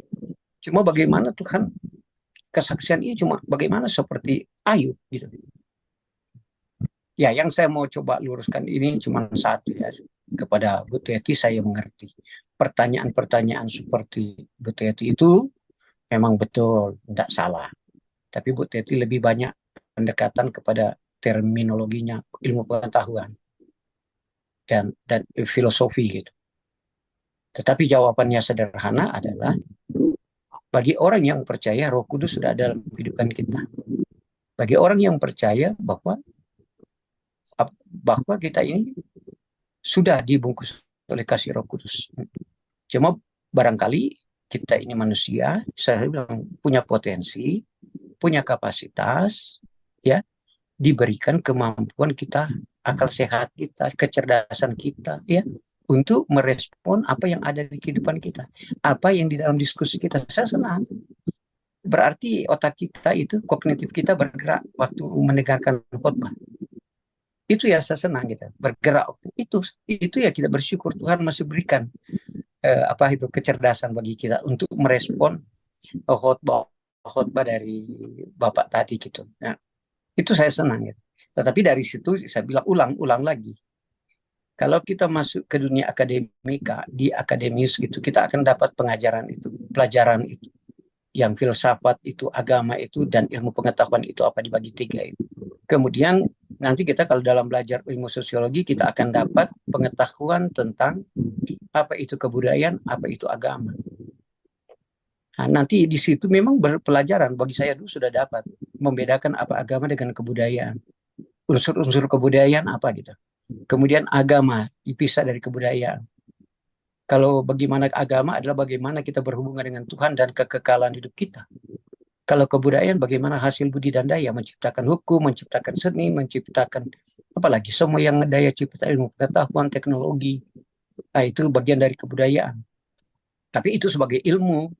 Oleh sebab itu saya tadi coba mengantar ke tempat itu. Mengantar ke tempat tadi supaya kita jangan terjebak. Nanti kita kalau bicara iman itu tentunya kita bicara agama. Agama itu akan mengajarkan seperti ajarkan Tuhan Yesus Kristus. Yang saya ulang-ulang tadi, berbahagialah yang. Karena apa? Mungkin ada pertanyaan Pak tadi, asumsinya di mana? Itu kan selalu dibilang Sema Israel, Adonai Elo. Ketuhan, hai umat Israel, dengarkanlah. Akulah adalah Tuhan alam. Bukan mau menanya, lihatlah. Gitu. Mereka cuma disuruh percayalah. Itu selalu semua dibilang percayalah. Tuhan bilang, akulah Tuhan alam. Itu itu pertama. Itu kalau kita ke puncak jawaban ke situ. Kita orang pintar teologi tinggi dari mana dia akan kembali ke situ. Percayalah. Itu apa? Sema Israel. Dia bilang begitu. Percayalah. Interupsi, kuncinya dia akan kembali ke situ, Pak. Ya, terima kasih Pak Joko ya. Shalom, Tuhan memberkati. Happy Sunday. Tuhan memberkati kita semua ya. Shalom. Ya, Happy Sunday. Ya. Pak Teddy. Baik, Pak. Kalau saya tutup ya supaya suara saya enggak. Ya. Happy Sunday. Makasih Pak Teddy. Selamat hari Minggu di sana. Jadi suara saya dengar ya. Pak Joko mau bicara, silakan Pak Joko. Iya. Nah, saya merespon Pak Teddy. Pak Teddy tadi bahwa kita harus kembali ke kitab. Yes. Tapi kenyataannya ketika kita menjadi anak-anak pilihan dan kita dibentuk menjadi anak pilihan, ada hal-hal yang sangat spesial yang akan dikatakan oleh Roh Kudus yang ada di dalam diri kita. Dan itu tidak semua orang. Hanya orang-orang yang terpilih. Siapa sih nggak ingin jadi orang terpilih? Kita yang ada di sini sebenarnya berbicara untuk jadi orang yang terpilih. Kan gitu. Nah, saya hanya mengekspresikan satu pengalaman saya. Bahwa di dalam Alkitab, di dalam Yohanes 20, ayat 29, Yesus berkata kepada Thomas ini ya, karena engkau telah melihat aku, maka engkau percaya. Berbahagialah mereka yang tidak melihat namun percaya. Iya, saya itu memegang itu. Tapi justru ketika saya memegang itu dengan ketat, saya kehilangan satu momen. Berbahagialah orang yang percaya dan melihat. Thomas itu melihat dan percaya. Murid-murid itu melihat dan percaya bersama-sama dengan Yesus. Apa dia nggak lebih berbahagia daripada kita yang cuma melihat saja, yang cuma percaya saja? Mereka lebih berbahagia. Dan Tuhan beri kesempatan itu melalui Roh Kudus. Kita mau manfaatkan enggak? Ya silakan. Kalau kita bertahan seperti saya dulu, percaya. Ya meskipun tidak melihat.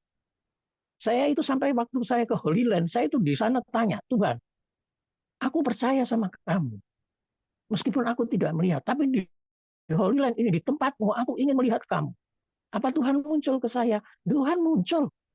Tetapi tidak dalam bentuk, ini aku, Yesus. Ini tanganku yang berlubang paku. Hai Thomas. Enggak.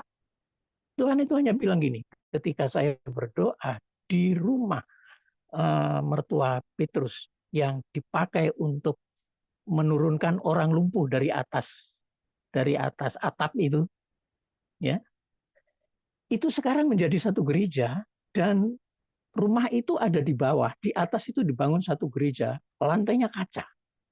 Kemudian guide-nya cerita, disinilah dulu orang lumpuh itu dikumpulkan. Ini rumah mertua Petrus, ini tempat mereka ibadah dan lain sebagainya. Nah, tiba-tiba saya ke depan dan saya di sana berdoa. Doa saya seperti tadi. Mumpung aku di sini, aku ingin melihat kamu. Tiba-tiba apa? Ada suara di dalam hati saya. Itu air yang ada di tanganmu. Angkat. Doakan. Air itu menjadi darahku. Kemudian bagikan kepada orang-orang yang percaya. Waduh, saya di situ merinding. Keluar air mata. Sehingga ketika saya kemudian amin, saya dengar suara pemimpin rombongan. Pak Joko, tinggal Pak Joko sendiri, ditunggu bis. Saya lihat semua yang ada di belakang saya, teman-teman rombongan udah nggak ada. Tinggal saya. Oh iya. Nah, naik. Begitu saya naik bis, langsung saya cerita. Saya tertinggal karena ini. Sekarang siapa yang percaya? Nah, ini lagi saya katakan. Silakan, ini minum. Tapi saya ambil dulu sebagian kecil, saya berikan untuk istri saya sama cucu saya sama anak saya. Nah, yang lain saya berikan saya prioritas adalah opa-opa, oma-oma. Karena kami ada 7 pasang rombongan yang usia oma-oma, opa-opa. Saya masih S1, juga filsafat, eksistensialisme, sastra. Gitu. Jadi itu semua sekarang nggak ada artinya. Semua buku saya udah saya bagi ke mahasiswa saya, teman-teman dosen. Saya tinggal untuk perpustakaan. Saya punya koleksi sendiri dulu 1 kamar. Ketika saya hanya ditukar oleh Tuhan. 1 Alkitab, dan Alkitab itu sampai sekarang ada. Sampai kumuh, sampai robek-robek saya selotip. Karena ini bersejarah bagi saya. Ya. Ini Alkitabnya masih ada. Hanya 1 buku ini. Saya pergi ke Bogor hanya 1 buku ini. Dan ini yang mengubah kehidupan saya. Luar biasa. Di luar dari ekspektasi saya. Terima kasih, Tuhan Yesus berkati. Terima kasih Pak Teddy.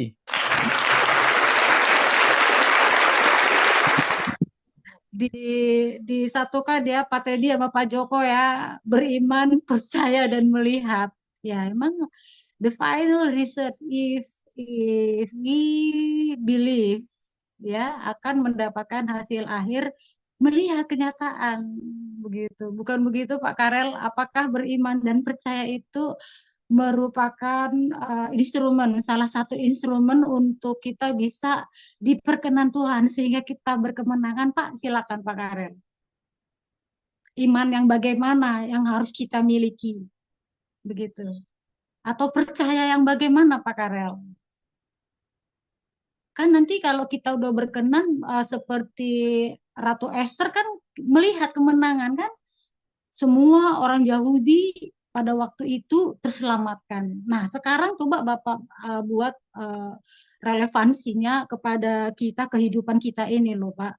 Kita punya dream, punya hope, punya harapan, punya cita-cita. Bagaimana supaya impian kita itu, harapan kita itu, cita-cita kita itu berhasil Pak.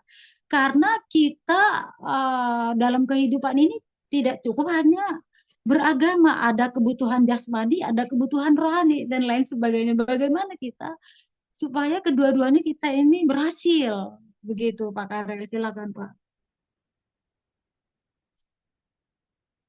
Saya coba kembali pada teks Alkitab ya, tentang iman. Dikatakan bahwa iman itu dasar ya dari segala sesuatu yang kita harapkan. Berarti kan kita belum lihat. Dan Betul. bukti dari segala sesuatu yang tidak kita lihat dikatakan. Itu iman. Kalau tadi Pak Joko sampaikan, semua orang itu ya, ingin bertemu dengan Tuhan. Untuk melihat Tuhan, iya. Saya berbeda dengan cara pada waktu perjanjian lama dengan perjanjian baru berbeda dengan kita sekarang. Perjumpaan dengan Tuhan tidak selamanya kita melihat satu yang wah gitu, yang spektakuler gitu. Seperti Pak Joko katakan, dia bertemu Tuhan, dia rindu bertemu Tuhan di waktu pada pergi di Holy Land, di rumah mertuanya Petrus. Apakah Pak Joko melihat Tuhan? Enggak. Tapi dia mendengar suara Tuhan. Apa yang ada pada Pak Joko? Ada air, bilang.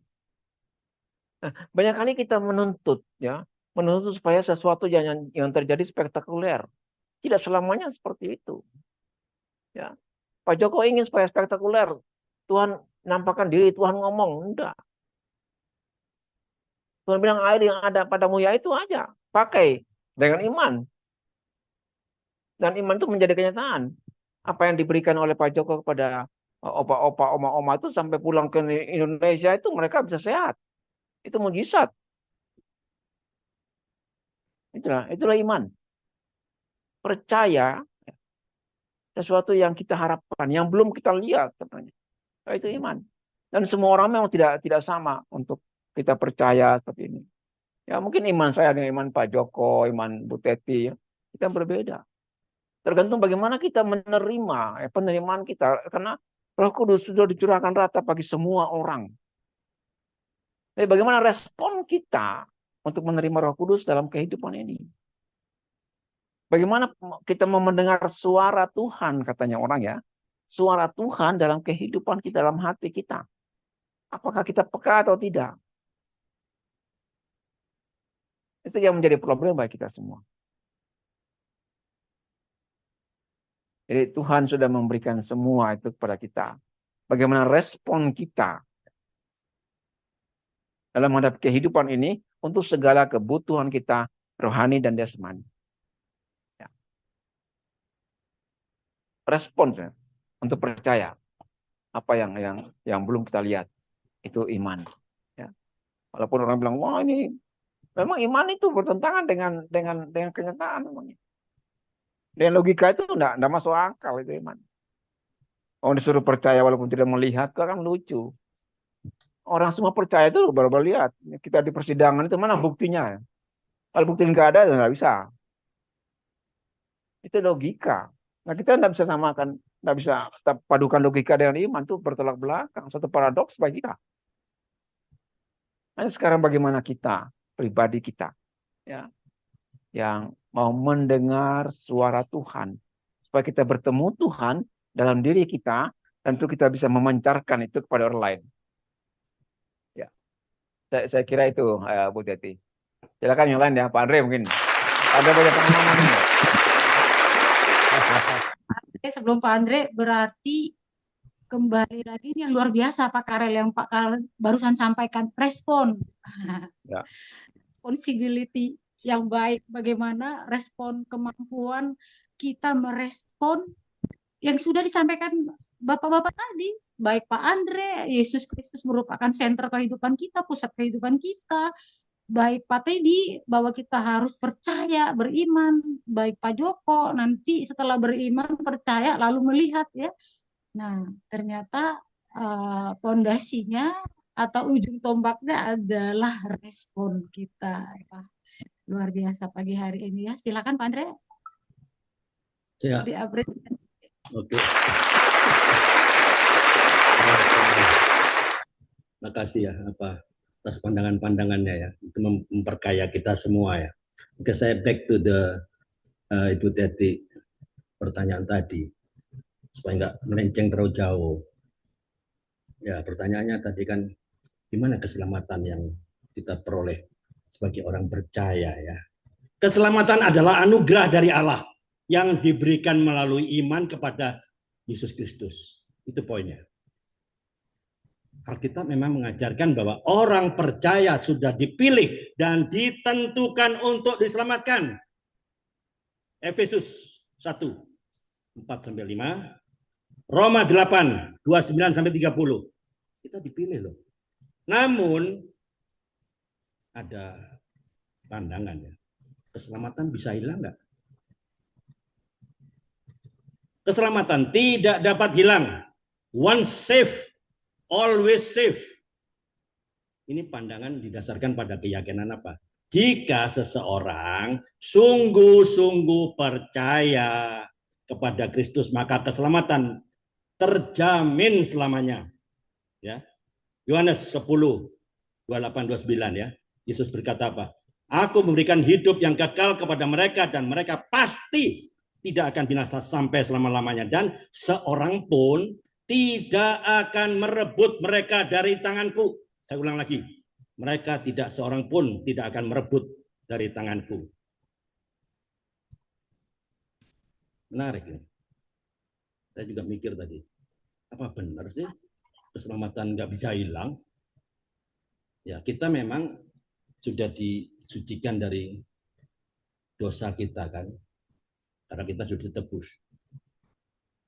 Ya, ingat kita disucikan. Jadi dosa tidak berkuasa, tapi kita harus jaga. Ya, Roma 8, 38, 39. Paulus menulis bahwa tidak ada yang dapat memisahkan kita dari kasih Allah yang ada dalam Kristus Yesus. Nah, orang percaya sejati akan menunjukkan tanda-tanda pertobatan dan kehidupan yang baru. Nah, yang baru loh. Jangan kehidupan manusia lama. Jika seseorang tampaknya meninggalkan iman, maka kemungkinan mereka nggak pernah sungguh-sungguh diselamatkan.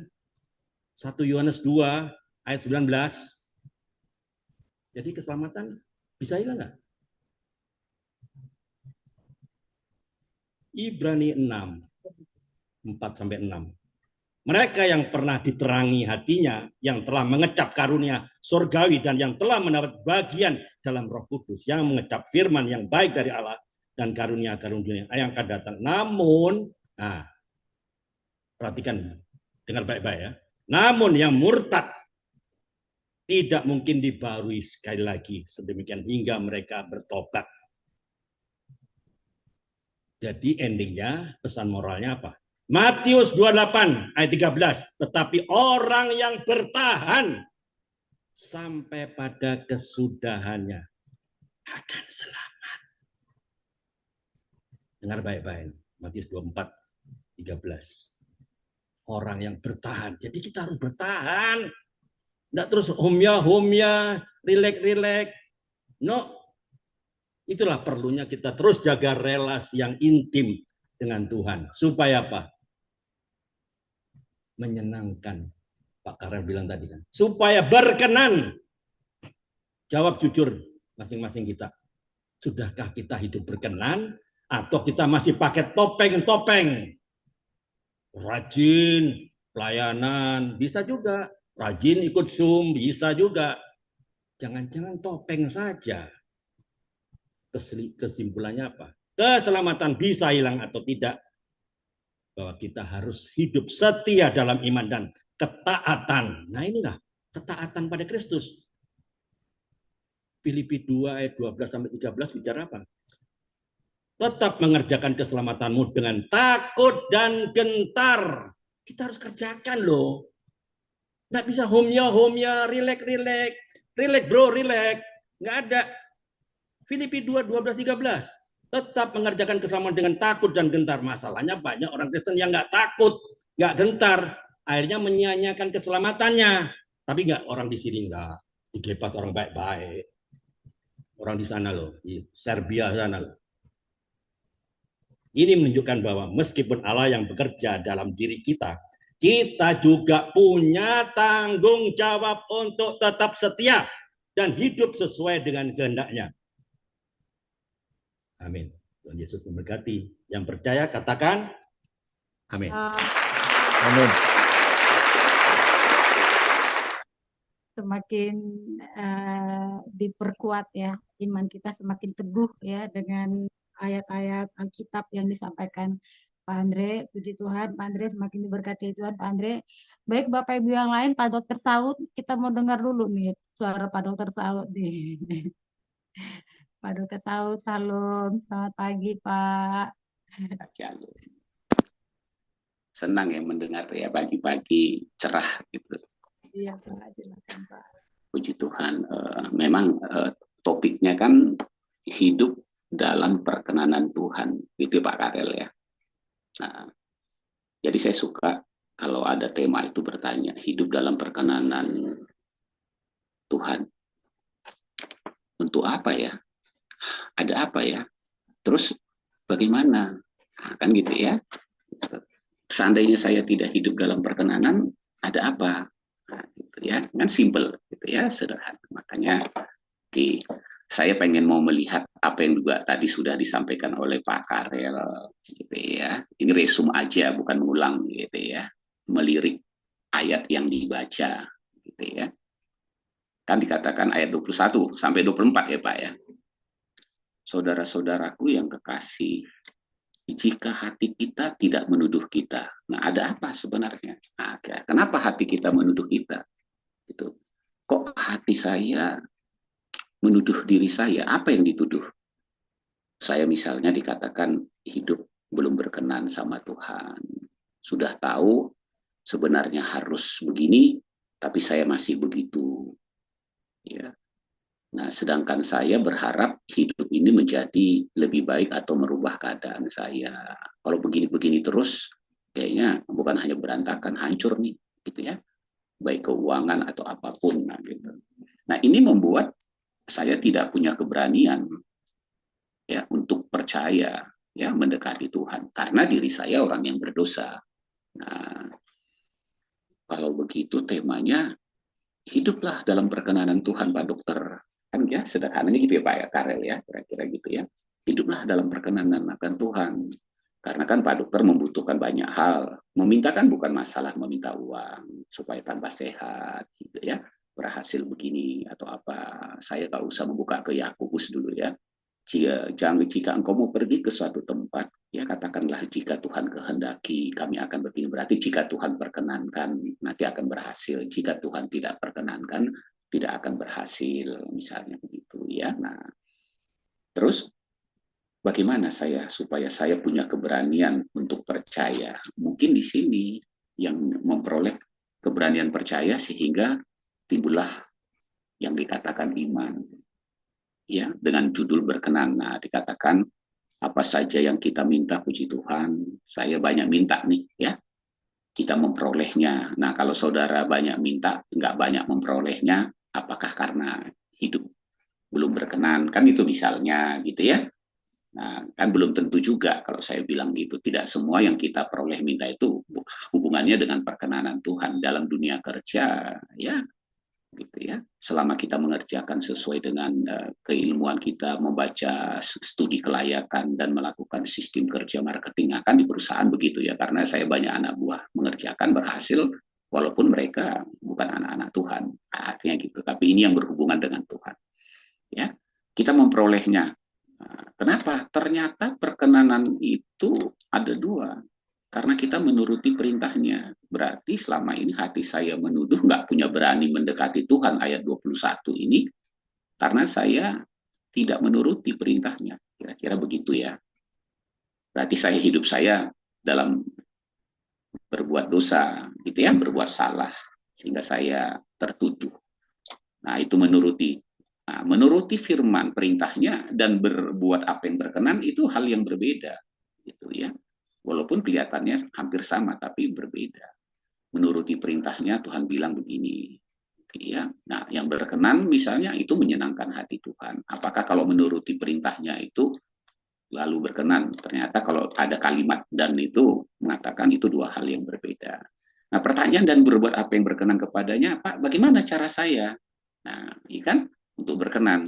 Nah, ternyata memang Ibrani sudah mengatakan, saudara tadi sudah menyentuh ayat 1, iman adalah dasar. Tetapi sentuhlah ayat 6. Gitu ya, karena dikatakan, tetapi tanpa iman, ya tidak mungkin orang berkenan. Nah, kan gitu. Ya, nah, tidak mungkin berkenan kepada Tuhan. Jadi saya harus percaya kepada Tuhan dan ya janji-janjinya, perintahnya oke. Tetapi itu pun sekalipun saya berkenan belum tentu berhasil. Itu hanya teori. Karena apa? Harus ada perbuatan. Makanya iman tanpa perbuatan itu ya tidak akan terpenuhi secara maksimal. Jadi banyak kita katakanlah rekan-rekan kita baik anak Tuhan hamba Tuhan, imannya sudah memadai gitu ya. Sudah memadai untuk itu. Tapi karena tindakannya yang nggak ada, ya tidak maksimal, berhenti di tengah jalan, akhirnya mungkin ini bukan kehendak Tuhan katanya. Padahal dia sudah berkenan. Nah, kalau kita berkenan, maka kita harus bertindak. Karena bagi siapa berpaling kepada Allah, ia harus percaya Allah ada. Nah, ini dikatakan. Ada yang belum melihat Tuhan, ada yang bisa melihat Tuhan. Ya, yang sederhana sebenarnya kita, kalau iman itu kita bisa melihat Tuhan karena percaya. Tuhan yang menciptakan langit dan bumi dan lain-lain. Ya, nggak usah melihat diri kita saja, kita udah bisa melihat Tuhan karyanya. Ya, saya ada kan karena Tuhan, gitu ya. Anak-anak saya, pohon di depan, gitu ya. Langit. Nah, itu yang sederhananya. Kalau kita sudah bisa meyakini itu Tuhan ada dan kita melihat, ini akan mendorong kita bahwa gitu ya. Kalau dikatakan mata Tuhan melihat kita, kita jadi lebih hati-hati, berjaga-jaga. Nah, dikatakan di sini bahwa Allah memberi upah kepada orang yang sungguh-sungguh mencari Dia. Jadi ada sebuah tindakan atas iman yang memang kita percayai tadi, kira-kira. Jadi tindakan kita itu yang akan menunjukkan sebesar apa sebenarnya iman kita kepada Tuhan. Gitu ya. Nah, itu kembali lagi ke sini ya. Nah, dikatakan kan berbuat apa yang berkenan. Jadi kalau kita berkenan kepada Tuhan, percaya, ambillah tindakan. Nah, untung puji Tuhan kita sudah percaya kepada Yesus. Nah, ternyata ya untuk mendapatkan hasilnya pun kita nggak mesti hanya urusannya kepada Tuhan, tetapi kita juga punya urusan dengan sesama kita. Artinya gini, kalau seandainya kita pun berharap sesuatu kepada Tuhan, tapi ketika kita melihat orang lain membutuhkan, baik itu membutuhkan nasihat karena ada masalah, ya, membutuhkan mungkin pertolongan atau bantuan, kita menutup mata, itu pun bisa menghalangi kita untuk mendapatkan itu. Kalau tanya kenapa bisa menghalangi Pak? Karena Tuhan ingin merapikan diri kita jauh lebih baik, gitu ya. Tidak semua berkaitan bahwa permintaan kita itu berkaitan dengan saling mengasihi, gitu ya. Tetapi ketika bertumbuh, memang Tuhan ajarkan karena memang perintah Tuhan itu kan ya, melakukan perintahnya, kata, nah inilah perintahku, ya saudara tahu. Jadi ke Yohanes ini sebenarnya sedang menjelaskan Yohanes 15 sampai 17 ya.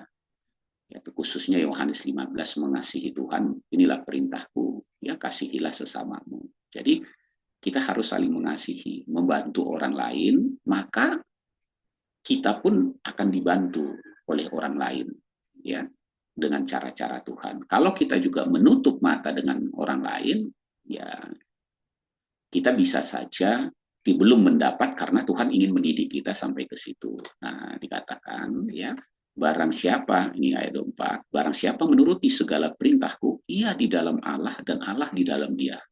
Nah, buktinya itu katanya, dan demikianlah kita ketahui bahwa Allah di dalam kita, yaitu dengan roh. Jadi kita harus tahu bahwa roh ada di dalam. Hanya masalahnya, mungkin kita tidak mengenal Roh Kudus ini dengan baik. Karena memang Yohanes yang menulis itu, Bapak Ibu, ya, di dalam Yohanes 14, ya, ayat 15 dikatakan, kalau kita mengasihi Tuhan, kan kita melakukan perintahnya. Nah, dia katakan, aku akan minta kepada Bapa diberikan penolong. Nah, perhatikan baik-baik. Ternyata ini bukan hanya iman. Memang harus betul secara personal saudara mengenal dia. Dunia tidak melihat dia dan tidak mengenal dia. Tetapi kamu mengenal dia. Ya, penyertaan Tuhan melalui rohnya. Dia menyertai kamu dan diam di dalam kamu. Nah, kalau kita sudah di dalam Tuhan, saya kembalikan lagi ke 1 Yohanes tadi, ya, Yohanes 3. Jika kamu di dalam aku, kan katanya Tuhan gitu. Ya, barang siapa menuruti segala perintahnya, ia di dalam Allah dan Allah di dalam dia. Ini juga Yohanes sedang menjelaskan kepada murid-muridnya mengenai, katakan begini, tinggallah buah, gitu ya. Jadi dia berbuah, ya. Kalau dia tidak berbuah, berarti belum ke situ hasilnya. Makanya dikatakan tadi 1 Yohanes 3 ayat 21, aduh saya nggak berani mendekati Tuhan, hidup saya begini, buah yang saya raih nggak sesuai nih. Nah, ya, dikatakan, akulah pokok anggur yang benar, kamulah rantingnya, barang siapa tinggal di dalam aku, dan aku di dalam dia, ia berbuah banyak. Sebab di luar aku, kamu tidak dapat berbuat apa-apa. Nah, jadi kalau Anda larikan lagi ke bawah di sini, nah perhatikan ayat 7, jikalau kamu tinggal di dalam aku, firmanku tinggal di dalam kamu, mintalah apa saja yang kamu kehendaki. Nah, itu kan identik dengan suratnya. Makanya Yohanes ini ingin menjelaskan, ya, suratnya tersebut di sini, gitu ya. Nah, kalau kita dari tadi kita baca, apa saja yang kita minta, kita memperolehnya. Karena kita menuruti, berbuat. Jadi kita di dalam dia berbuat. Nah, itu kelihatannya dengan melakukan perintahnya, makanya ada hubungan perintahnya. Jadi Bapak Ibu yang dikasihi oleh Tuhan Yesus, saya hanya di tema ini saja. Ya, marilah kita hidup berkenan kepada Tuhan sesuai dengan latar belakang kita beruntung. 2 Timotius 3 ayat 16 ya Pak ya. Mengajar, menyatakan yang salah, kita perbaiki, kita dididik. Jangan kita tetap begitu. Seorang dokter ketika dia berteori tentang menyampaikan ilmu pengetahuan kedokteran, itu akan diikuti dengan prakteknya, keahliannya, keterampilannya. Nggak ada dokter yang nggak seperti itu. Karena kalau tidak, dia bukan dokter namanya. Dia sarjana kedokteran. Ya.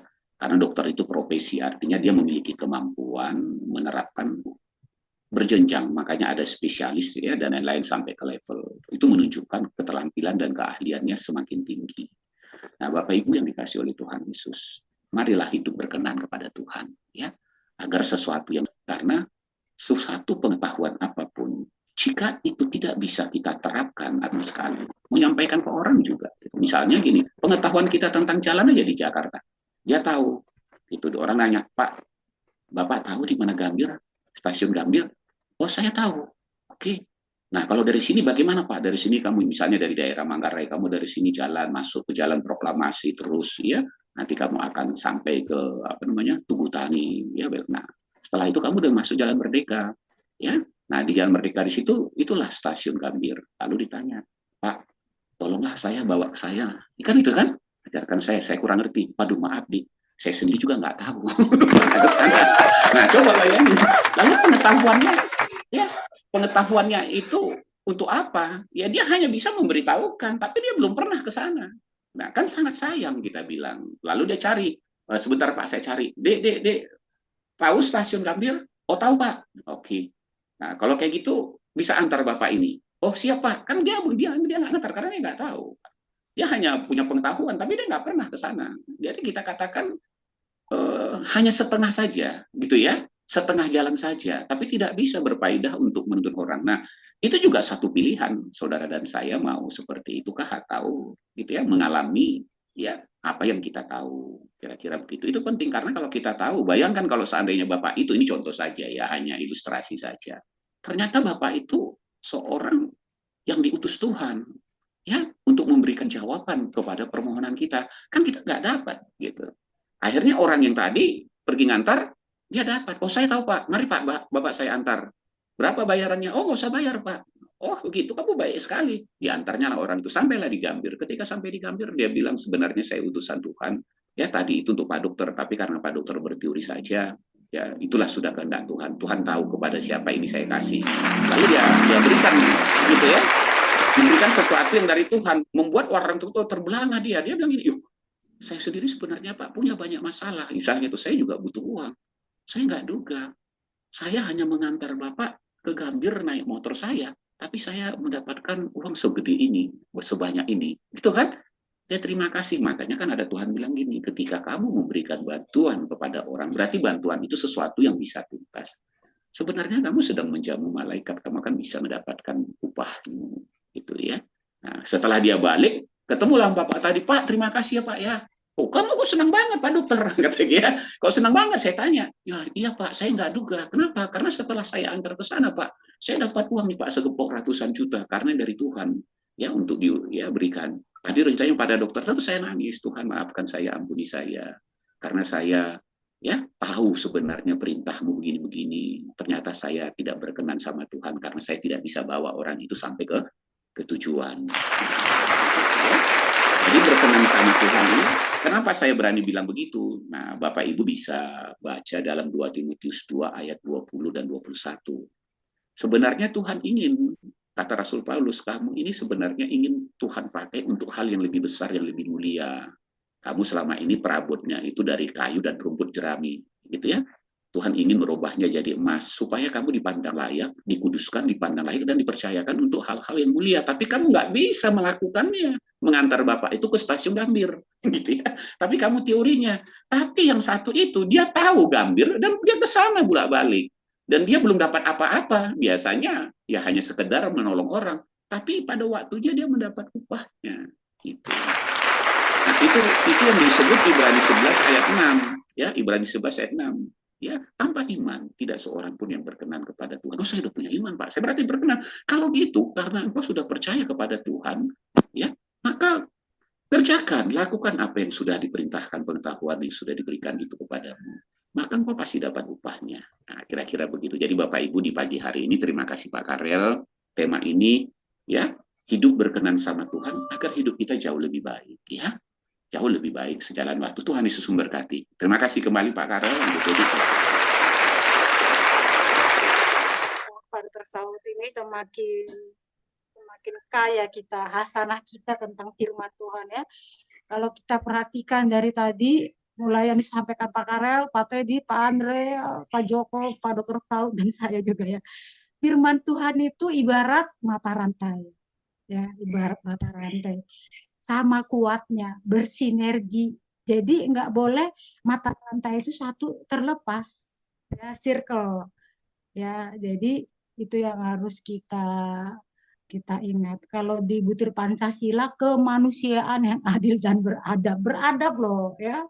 Beradab salah satu ciri dari orang Kristen yang baik, punya attitude yang baik, punya knowledge yang baik. Nah, ini apa yang disampaikan Bapak Dr. Saud tadi itu bersinergi dengan pepatah yang disampaikan oleh Pak Andre.